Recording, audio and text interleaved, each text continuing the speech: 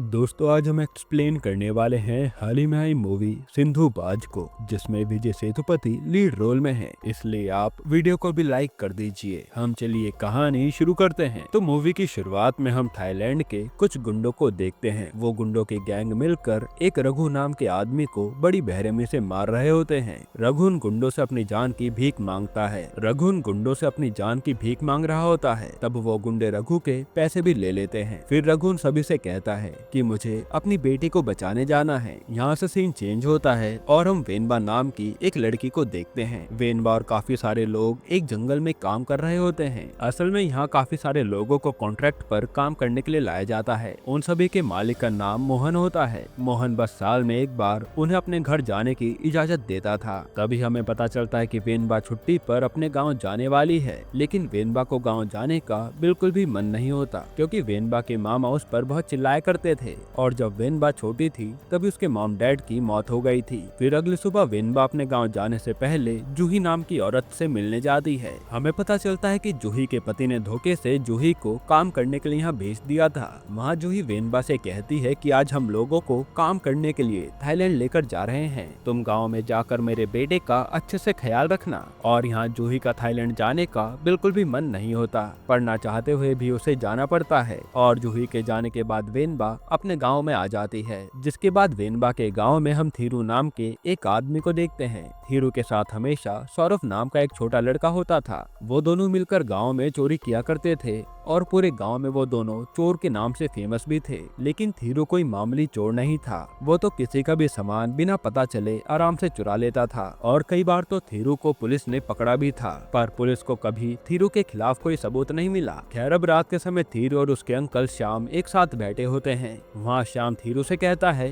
कि तुम्हें ये चोरी सब छोड़कर अपने लिए कुछ अच्छा काम ढूंढना चाहिए। साथ ही तुम्हें सौरभ को भी एक अच्छे से स्कूल में पढ़ने के लिए भेजना चाहिए। इस पे थीरू से बताता है कि सौरभ के माँ बाप का मटका बनाने का बिजनेस था। एक दिन एक्सीडेंट में सौरभ के माँ बाप की मौत हो गई और मरने से पहले उन दोनों ने सौरभ की पूरी जिम्मेदारी मेरे कंधों पर दी थी। और थीरू सौरभ के बड़े होने पर उसे मटका बनाने का काम सिखाना चाहता है, क्योंकि यही सौरभ के माँ बाप की आखिरी ख्वाहिश थी। खैर फिर अगले दिन शाम थीरू को बैंक के ऑफिसर के पास लेकर जाता है और वो थीरू से कहता है कि तुम अपना घर बेचकर एक नए बिजनेस की शुरुआत करो। लेकिन थीरू को घर बेचने का बिल्कुल भी मन नहीं होता। इसी वजह से थीरू बैंक ऑफिसर के सामने कुछ न कुछ बहाना बनाने लगता है। दूसरी तरफ वेनबा के घर उसे देखने के लिए लड़के वाले आते हैं और वेनबा के मामा जल्दी से जल्दी उसकी शादी कराना चाहते थे। लेकिन वेनबा लड़के वालों के सामने साफ साफ कह देती है कि मैं आपके बेटे से शादी करना नहीं चाहती। और ये सुनने के बाद लड़के वाले गुस्से में वहाँ से चले जाते हैं। तब वेनबा के मामा भी वेनबा पर गुस्सा करते हैं। वो कहते हैं कि अगली बार अगर तुमने शादी के लिए मना किया तो मुझसे बुरा कोई नहीं होगा। फिर जब थीरू अपने घर जा रहा होता है तभी रास्ते में उसे वेनबा दिखती है और थीरू को वेनबा पहली नजर में पसंद आ जाती है। थीरू तो मन में सोच भी लेता है कि वो वेनबा से ही शादी करेगा।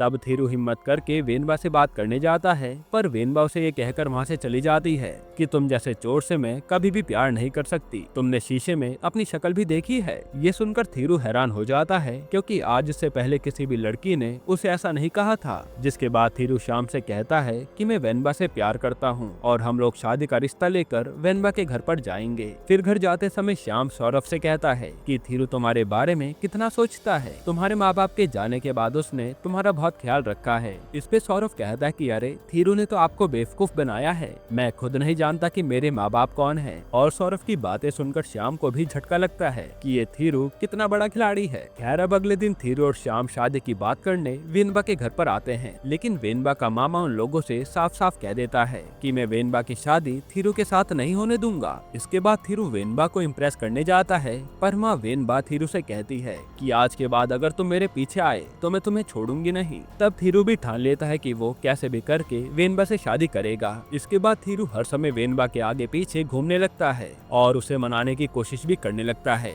मगर वेनबा अभी भी शादी के लिए नहीं मानती। फिर रात के समय श्याम और सौरभ एक दीवार पर टॉयलेट कर रहे होते हैं। इतने में उस एरिया का मिनिस्टर वहाँ आ जाता है। मिनिस्टर उन दोनों को टॉयलेट करते हुए देखकर काफी गुस्सा होता है, क्योंकि वो दोनों जिस दीवार पर टॉयलेट कर रहे थे असल में उस दीवार पर मिनिस्टर की फोटो चिपकी थी। इसलिए मिनिस्टर उन दोनों को एक एक चाटा मार देता है। फिर थप्पड़ खाने के बाद सौरभ घर में काफी उदास बैठा होता है और सौरभ को उदास बैठा देखकर थीरू उससे पूछता है कि आखिर तुम इतने दुखी क्यों हो। तब सौरभ उसे सारी बात बता देता है कि मिनिस्टर ने मुझे मारा है। ये सुनने के बाद थीरू गुस्से में मिनिस्टर के पास जा रहा होता है, लेकिन तभी श्याम थीरू को उस नेता के पास जाने से रोक देता है। हालांकि अभी भी थीरू के अंदर बदले की आग जल रही थी। इसी वजह से रात के समय थीरू चुपके से नेता के घर में घुसकर उसकी बाइक चुरा लेता है। फिर जब थीरू बाइक लेकर जा रहा होता है, तभी रास्ते में कुछ गुंडे एक बूढ़ी औरत को धक्का देकर उसकी सोने की चैन छीनकर भाग रहे होते हैं। ये सब देखकर थीरू को काफी गुस्सा आता है और वो उन गुंडों के पास जाकर उनसे चैन वापस देने को कहता है। इस पे वो गुंडे थीरू पर हमला कर देते हैं और यहाँ थीरू उन सभी गुंडों को बहुत मारता है और फिर वो उस औरत की चैन भी लौटा देता है। इसके बाद सुबह के समय थीरू वेनबा से मिलने मंदिर में जाता है और मंदिर में वेनबा थीरू पर गुस्सा हो जाती है। वो थीरू से कहती है कि तुम बार बार मेरा पीछा क्यों कर रहे हो, तुम्हें एक बार में समझ नहीं आता क्या। यहाँ वेनबा के काफी कहने के बाद भी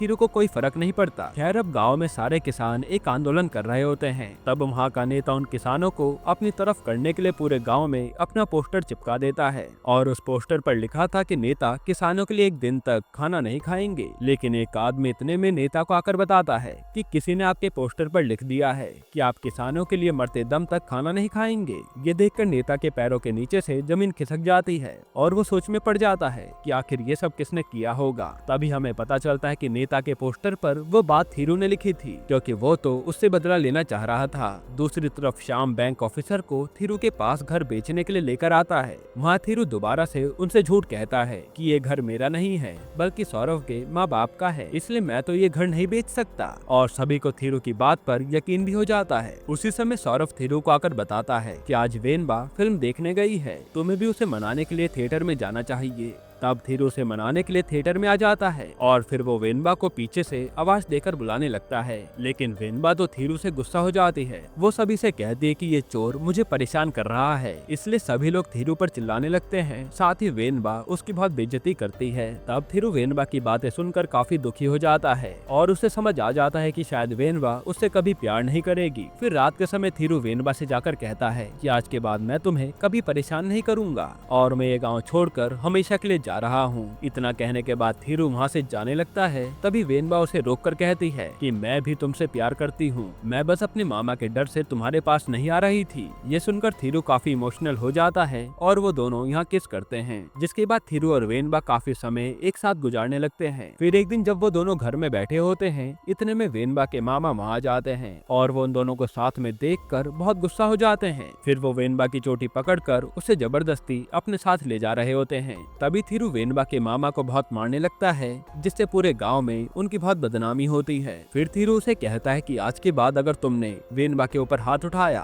तो मुझसे बुरा कोई नहीं होगा। हालांकि फिर वेनबा के मामा वेनबा को अपने घर से निकाल देते हैं और अगले दिन वेनबा बस में बैठकर अपने काम पर जा रही होती है, क्योंकि उसकी छुट्टियां भी खत्म हो गई थी। तब थीरू से कहता है कि तुम वापस क्यों जा रही हो, मैं तुम्हारा ध्यान रख लूंगा ना। इस पे वेनबा कहती है कि मेरे पापा ने मेरे मामा से पैसे उधार लिए थे, इसलिए मैं खुद मेहनत करके उनके पैसे लौटाना चाहती हूँ। फिर जाने से पहले थीरू वेनबा के गले में मंगलसूत्र डाल देता है। साथ ही वो उससे वादा करता है कि मैं आज के बाद कभी भी चोरी नहीं करूंगा। तब वेनबा थीरू के गले लगकर अपने काम पर चली जाती है। अब वेनबा के जाने के बाद थीरू एक नया काम शुरू करने का सोचता है और श्याम भी थीरू को काफी सारे आइडियाज बताता है, लेकिन थीरू को उसके आइडियाज पसंद नहीं आते। जिसके बाद अगले दिन थीरू वेनबा से कॉल पर बात कर रहा होता है और वेनबा की आवाज सुनकर थीरू काफी घबरा जाता है, क्योंकि वेनबा एक बहुत बड़ी मुसीबत में फंस गई थी। तब थीरू शाम को लेकर जल्दी से बैंक में जाता है और 5 लाख रुपए में अपना घर बेच देता है। यहाँ थीरू को इतना घबराया हुआ देखकर शाम उसे सारी बात बताने के लिए कहता है। इस पे थीरू बताता है कि वेनबा के मामा ने कॉन्ट्रैक्टर से बात करके वेनबा को थाईलैंड की एक गैंग को बेच दिया है और वो गैंग सभी लड़कियों को अपने फायदे के लिए इस्तेमाल करते हैं और वेनबा का बॉस मोहन भी उसी गैंग के लिए काम करता है और वो वेनबा को किसी भी हाल में छोड़ने नहीं वाला। इसी वजह से थीरू वेनबा को किसी भी हाल में बचाना चाहता था। अब थीरू एक ऐसे आदमी के पास जाता है जो नकली पासपोर्ट बनाया करता था। वो आदमी थीरू को एक नकली पासपोर्ट बना के दे देता है, जिसकी मदद से थीरू और सौरव थाईलैंड आ जाते हैं। दूसरी तरफ वेनबा छुप छुप कर फोन पर थीरू से बात किया करती थी और वो फोन वेनबा को मोहन ने दिया था। तब वेनबा थीरू को थाईलैंड के कंचनपुरी स्टेशन पर आने को कहती है। फिर जब थीरू और सौरव ट्रेन का वेट कर रहे होते हैं, तभी उनके पास रघु आता है। रघु भी अपनी बेटी को बचाने के लिए कंचनपुरी जा रहा था। यहाँ रघु थीरू से काफी काफी सारी बातें करने लगता है और दोनों एक दूसरे को अच्छे से जान लेते हैं। जिसके बाद ट्रेन में जाते समय रघु के पैसे चोरी हो जाते हैं और पैसे चोरी होने पर रघु टेंशन में आ जाता है। तब थीरू ये बात पहले से जानता था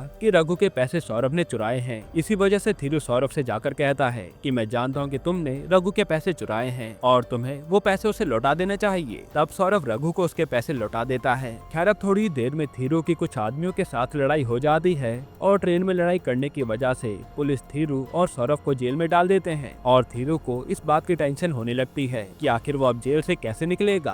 तभी थीरू देखता है कि इंस्पेक्टर अपने ऑफिसर से कुछ चुराने की बात कर रहे होते हैं और उस इंस्पेक्टर का नाम सत्यम था। तब थीरू सत्यम से कहता है कि सर मैं आपकी मदद कर सकता हूँ, मैं कोई भी चीज बड़े आराम से चुरा लेता हूँ। तब थीरू की बातें सुनकर सत्यम को उस पर भरोसा होने लगता है। वो थीरू से कहता है कि तुम्हें थाईलैंड के सबसे बड़े गुंडे के घर से ट्रॉफी चुरानी है। उस गुंडे का नाम चुएंग है और चुएंग के साथ हमेशा उसका राइट हैंड लिंग रहता है। वो लोग पूरे शहर में ड्रग्स और लड़कियों की सप्लाई करते हैं। साथ ही वो लोग बहुत खतरनाक हैं, इसलिए तुम्हें संभल कर ये काम करना होगा। तब सत्यम के कहने पर थीरू सौरभ के साथ चुएंग के घर पर जाता है और उस समय चुएंग के घर पर कोई भी नहीं था। फिर मौके का फायदा उठाकर थीरू घर की सभी ट्रॉफी चुरा रहा होता है, लेकिन इतने में चुएंग अपने आदमियों के साथ घर में आता है। ये देखकर थीरू और सौरभ घर में ही छुप जाते हैं। तब वहाँ थीरू को रघु भी दिखता है और असल में रघु अपनी बेटी को चुएंग के हाथों से बचाने आया था, लेकिन लिंग रघु को पकड़ लेता है। उतनी ही देर में लिंग को थीरू की आवाज सुनाई देती है और लिंग उसी आवाज के पीछे पीछे जाने लगता है। तब उसे घर में थीरू और सौरभ छिपे हुए दिखते हैं और इन दोनों को भी लिंग पकड़ लेता है। जिसके बाद उन दोनों से पूछा जाता है कि आखिर तुम लोग यहाँ क्या करने आए थे। इस पे थीरू उसे सारी सच्चाई बता देता है कि वो पुलिस के कहने पर घर में चोरी करने आया था। तब ये सुनकर लिंग को बहुत गुस्सा आता है और वह थीरू, सौरभ और रघु को जान से मारने के लिए पहाड़ पर लेकर आ जाता है। फिर लिंग रघु को पहाड़ से नीचे गिराकर मार देता है और रघु को मरता हुआ देखकर थीरू काफी डर जाता है। फिर जब लिंग उन दोनों को मारने वाला होता है तभी सौरभ उन गुंडों के हाथों से बचकर भागने लगता है। साथ ही थीरू भी लिंग को धक्का देकर पानी में कूद जाता है। वहीं दूसरी तरफ वेनबा मोहन से कहती है कि कंचनपुर स्टेशन पे मेरे पति पैसे लेकर आ रहे हैं, इसलिए आप वहाँ जाकर उनसे पैसे ले सकते हो। और यहाँ वेनबा थीरू से मिलने के लिए काफी ज्यादा खुश होती है। फिर हम थीरू को देखते हैं। थीरू पानी से निकलने के बाद पूरे शहर में सौरभ को ढूंढ रहा होता है और काफी ढूंढने के बाद उसे सौरभ एक बस में छुपा हुआ दिखता है। पर तभी लिंग के गुंडे सौरभ को पकड़ने के लिए बस में चढ़ाते हैं। तब सौरभ को बचाने के लिए थीरू उन गुंडों के सामने आता है और इतने में लिंग भी थीरू को मारने पहुंच जाता है। जिसके बाद थीरू और उन गुंडों की लड़ाई होती है और थीरू एक एक करके उन्हें बहुत मारता है। फिर गुंडों को मारने के बाद थीरू सौरभ के पास आता है। अब दूसरी तरफ मोहन वेनबा पर काफी चिल्लाने लगता है क्योंकि मोहन को स्टेशन पर थीरू नहीं मिला था। वो कहता है कि तुमने मुझसे मजाक करके अच्छा नहीं किया और अब तुम्हें बाकी लड़कियों के साथ बेच दिया जाएगा। इतना कहने के बाद मोहन वहाँ से चला जाता है और ये सब सुनकर वेनबा काफी दुखी हो जाती है क्योंकि उसे तो यहाँ से कैसे भी करके निकलना था। इसके बाद वेनबा गुस्से में पीछे के दरवाजे से भागने की कोशिश भी करती है, लेकिन एक औरत उसे ऐसा करते हुए देख लेती है और वो ये बात मोहन को बताने जा रही होती है, लेकिन तभी सीमा नाम की एक लड़की उस औरत को जाने से रोक देती है। फिर हम थीरू और सौरभ को देखते हैं। वो दोनों लिंग के गुंडों से जान बचाकर भाग रहे होते हैं और यहाँ जब वेनबा मोहन से बचकर बोट में जा रही होती है उसी समय मोहन के गुंडे वेनबा को देख लेते हैं और वो लोग वेनबा को जबरदस्ती पकड़कर अपने साथ लेकर आ जाते हैं। जिसके बाद थीरू और सौरभ एक बिल्डिंग के टेरेस पर आकर छुप जाते हैं। तभी लिंग का एक गुंडा उस टेरेस पर आता है और वहाँ थीरू उस गुंडे को मारकर बिल्डिंग के नीचे गिरा देता है। ये देखते ही लिंग अपने बाकी आदमियों के साथ उस बिल्डिंग में आने लगता है और लिंग से बचने के लिए थीरू सामने वाली बिल्डिंग के टेरेस पर कूदने का सोचता है, पर सौरभ तो बिल्डिंग से कूदने में काफी ज्यादा डर रहा था। हालांकि लिंग के आने से पहले वो कैसे भी करके दूसरी बिल्डिंग के टेरेस पर कूद जाते हैं और लिंग चाहकर भी उन्हें पकड़ नहीं पाता। फिर वहाँ से थीरू सीधा चुएंग के घर पर आता है और वहाँ चुएंग को मारकर उसे बांध देता है। अब जब लिंग चुएंग से बात करने के लिए कॉल करता है तब थीरू उसे कॉल पर कहता है कि मैंने तुम्हारे बॉस को जान से मार दिया है। ये सुनकर तो लिंग काफी घबरा जाता है और वो जल्दी से अपने आदमियों के साथ चुएंग के पास आता है। हालांकि घर में उसे गैस सिलेंडर खुला हुआ दिखता है और असल में लिंग को मारने के लिए थीरू ने गैस खोलकर रखा था। ये देखकर लिंग जल्दी से वहाँ से भागने लगता है, पर इतने में गैस फट जाता है और पूरा घर ब्लास्ट हो जाता है और लिंग भी उस ब्लास्ट में घायल हो गया था। इसके बाद थीरू और सौरभ वेनबा को ढूंढते हुए उस जगह पर जाते हैं जहाँ वेनबा को रखा गया था, मगर वहाँ थीरू को वेनबा नहीं मिलती। उधर एक आदमी उसे बताता है कि सभी लड़कियों को बेचने के लिए लेकर गए हैं। ये सुनकर थीरू काफी डर जाता है और उसे वेनबा की काफी चिंता हो रही होती है। फिर थीरू रास्ते में सभी लोगों से वेनबा के बारे में पूछता हुआ जाता है। इतने में हम जूही को देखते हैं। मोहन ने जूही को काम के नाम पर थाईलैंड में बेच दिया था और यहाँ जूही थाईलैंड में मसाज का काम करती है। तब रास्ते में थीरू जूही से पूछता है कि कुछ गुंडों ने वेनबा को किडनैप कर लिया है, क्या तुम मुझे उनके बारे में बता सकती हो। इस पे जूही उसे डैन नाम के एक आदमी का एड्रेस देती है और कहती कि वेनबा उसी के पास मिल सकती है। फिर थोड़े टाइम बाद थीरू उस एड्रेस पर पहुंच जाता है और डैन से जाकर वेनबा के बारे में पूछता है, लेकिन डैन उसे कुछ भी बताने से मना कर देता है। साथ ही थीरू देखता है कि डैन के आदमियों ने सत्यम को पकड़ रखा है। तब सत्यम को बचाने के लिए थीरू उन सभी गुंडों को मारने लगता है। फिर उन गुंडों को मारने के बाद थीरू सत्यम से पूछता है कि क्या आप जानते हो मेरी बीवी को किसने किडनैप किया है। इस पे सत्यम बताता है कि तुम्हारी बीवी को लिंग के आदमियों ने किडनैप किया है और लिंग के आदमी बाहर देशों से लड़कियों को पकड़ कर लाते हैं और उन लड़कियों को यहाँ बेच देते हैं। और इतना ही नहीं, उन लड़कियों की स्किन निकाल कर अमीर लोग अपनी बॉडी पर भी लगाते हैं। ये सब सुनकर थीरू के तो होश उड़ जाते हैं और वो सोचता है कि पता नहीं मेरी वेनबा किस हाल में होगी। फिर सत्यम उसे बताता है कि तुम्हारी बीवी को बाकी लड़कियों के साथ कंबोडिया लेकर जा रहे हैं। अभी तुम्हारी बीवी को कंबोडिया के बॉर्डर पर बटरफ्लाई फैक्ट्री में रखा गया होगा। जिसके बाद थीरू सौरभ को लेकर उस फैक्ट्री में आ जाता है और वहाँ उस फैक्ट्री में उसे मोहन मिलता है। थीरू मोहन से कहता है कि मुझे वेनबा को अपने साथ लेकर जाना है। तब वेनबा थीरू से 5 लाख रुपए की डील करता है, लेकिन रुपए लेने के बाद भी मोहन वेनबा को छोड़ने से मना कर देता है। इस पे गुस्से में थीरू मोहन और उसके आदमियों को जान से मार डालता है। फिर थीरू उन सभी लड़कियों को अपने साथ फैक्ट्री से ले जाने लगता है, पर तभी लिंग अपने आदमियों के साथ वहाँ पहुँच जाता है। लिंग को देखकर थीरू सभी लड़कियों को छुपा देता है और एक एक करके लिंग के आदमियों को मारने लगता है। इसके बाद थीरू धीरे धीरे करके उन सभी लड़कियों को लेकर आगे बढ़ रहा था, लेकिन इतने में लिंग को उन लड़कियों की आवाज सुनाई देती है और लिंग से बचने के लिए वो लोग एक बड़े से कमरे में छुप जाते हैं। पर तभी लिंग उस कमरे के बाहर आ जाता है और उन लोगों को मारने के लिए पूरे कमरे में पेट्रोल डाल देता है। पेट्रोल देखकर वो सभी लोग डर जाते हैं और अब तो वो चाहकर भी उस कमरे से बाहर नहीं आ सकते थे, क्योंकि लिंग ने बाहर का दरवाजा बंद कर दिया था। तब थीरू कैसे भी करके उस कमरे से बाहर निकलता है और फिर थीरू के ऊपर सभी गुंडे हमला कर देते हैं, जिनसे थीरू अकेला ही लड़ रहा था। दूसरी तरफ लिंग उस कमरे में आग लगा देता है। तब थीरू कैसे भी करके उन गुंडों को मारकर उन सभी लड़कियों को कमरे से बाहर निकालता है। वहीं थीरू को वेनबा मिलती है, जिसे देखकर वो खुश हो जाता है और फिर वो वेनबा और बाकी लड़कियों को लेकर बाहर जा रहा होता है। उसी समय लिंग उसे मारने की कोशिश करता है, जिसके बाद थीरू लिंग को बहुत मारता है और फिर जैसे ही वो उसे जान से मारने वाला था, तब लिंग सीमा को पकड़कर उसके गले पर चाकू रख देता है। वो कहता है कि अगर तुम्हें इस लड़की को बचाना है तो तुम्हें खुद की जान लेनी होगी। तब सीमा थीरू को बचाने के लिए खुद चाकू से अपना गला काट लेती है। ये देखकर थीरू को बहुत गुस्सा आता है और सभी लड़कियां मिलकर लिंग को जान से मार डालती हैं। फिर थीरू जल्दी से सीमा का इलाज कराने के लिए उसे हॉस्पिटल लेकर जाता है और थोड़े ही समय में सीमा की हालत ठीक हो जाती है। जिसके बाद थीरू और वेनबा थाईलैंड में ही अपना जीवन एक साथ बिताने का सोचते हैं और थीरू सौरभ को भी एक अच्छे से स्कूल में डाल देता है और वो सभी मिलकर अपनी जिंदगी खुशी खुशी जीने लगते हैं। यहीं पर ये मूवी खत्म होती है। दोस्तों, आपको ये मूवी कैसी लगी हमें कमेंट में जरूर बताइएगा और इसके अलावा आप कौन सी मूवी का एक्सप्लेनेशन चाहते हैं वो भी कमेंट कीजिएगा। बाकी अगर आपको हाल ही में आई एक कमाल की मूवी देखनी है तो आप ये वीडियो देख लीजिए।